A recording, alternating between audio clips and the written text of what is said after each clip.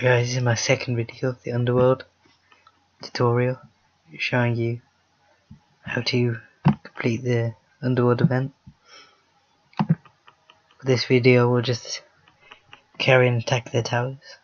We'll attack less towers. We'll attack 1 or 2 towers today and the rest tomorrow as we go on. So for this tower, really easy. It's already melee in the mid-center, but to avoid use of tools we'll just go all ranged on the flanks. Now you can skip it using 220 rubies, which is never worth it. We could just wait 5 minutes. So I'm just going to wait. And meanwhile we'll build more these. They're always good to try and get more housing space for troops and drill grounds to increase your troops' morale. Now these drill grounds are really good, as I said before in the last episode. If you have not seen that episode yet, go watch it first. These drill grounds, they give 20 public order, which contribute to your morale and troop strength. For completing the Underworld event, while destroying Cave Castle, you can get this decorative item, 208 public order and 400 might points. And this event is also great for the achievements, which I showed you last episode. And let's have a look at the achievement rankings. I'm not too good in this. I've got 6,000 achievement points. And the top person is actually my friend, Hugo Somerso, and King KA is second, and Punknon is third. He's my leader in my alliance. And Overlords were a really good alliance, top 5. Stormcloaks, that used to be my old alliance, my old account before it got deleted. There they are, second in the world. But my alliance, there we go, 5th. My alliance is a really good alliance. I really enjoy being here, and we are really good. So in the Underworld event, you can buy different things. You can buy coins, you can buy decorative items, which the only one you really want to buy is this one, and it's really not that good anymore because of the samurai deco, which is here, which gives 220 public order, and the Underworld decorative item only gives 205. You can also buy cave troops, which are really good. They're the strongest troops in the game. They're slightly slower and take up a lot of food. They take up double the food of a normal troop. The armor is okay. It's not too good, but it's useful. It has its uses. So the Underworld helmet is just good. It gives mote reduction, speed bonus, range bonus, and if you have 2 pieces, it increases the glory points. If you have 3 pieces together, it increases the melee. If you have 4 pieces together, it increases the range.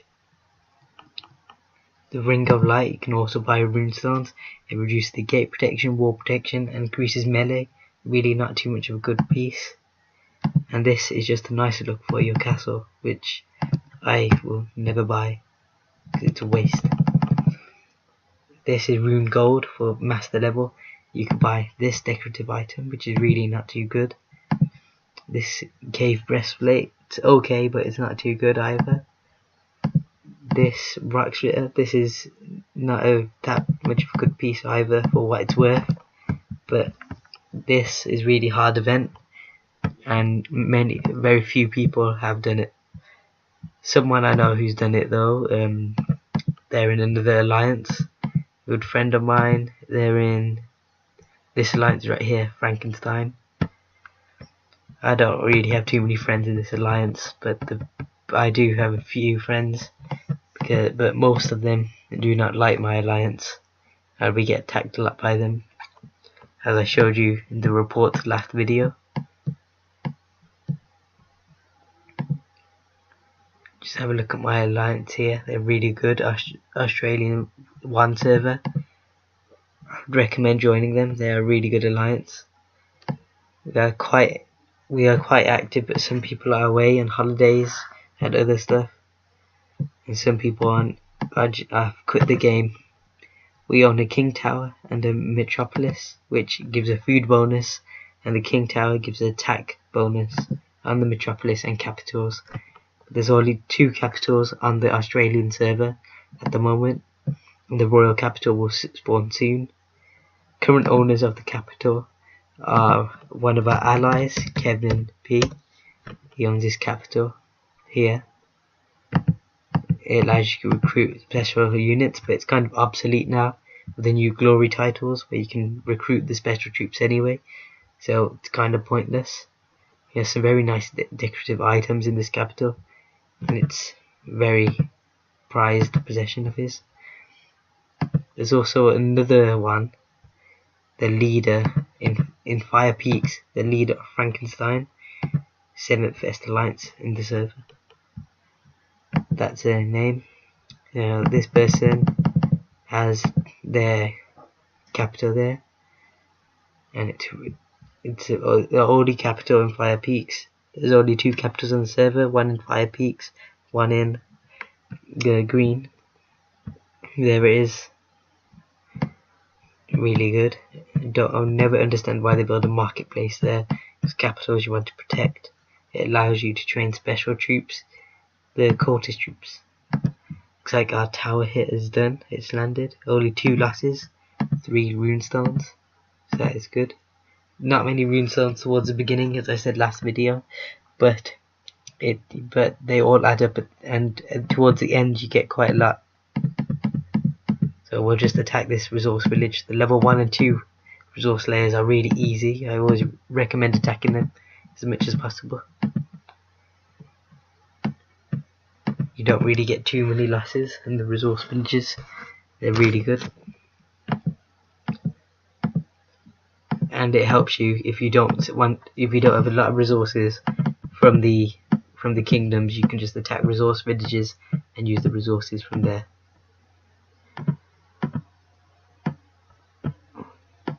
So we'll just build some more camps.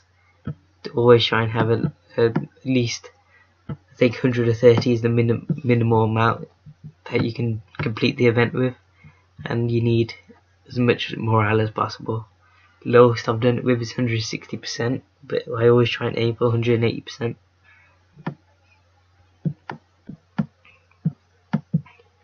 As I was saying before, the Underworld set is not as good. The other events armor, they provide better equipment, like the Thorn King and Blade Coast.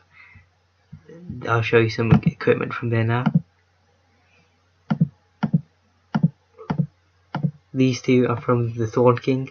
Together they give a 40 range advantage, and they give a 20. They give about a 50 melee together. They're really good. I put them with the Sea Queen Scepter and the Nomad Helmet, where they give 90 range, 87 range, 85 melee, minus 64 war, bit of long detect and speed. It's a really good commander. I like to use it with this hero here to provide more courtyard strength. There's also this commander that I don't really use this too much. It's not that good. But this commander right here is one I like. You've got this, the Storm Islands helmet at level 10. You've got this, the Nomad artifact at level 12. And you got the Thorn armor. And you've got this from Berrimond, the Bear Claw.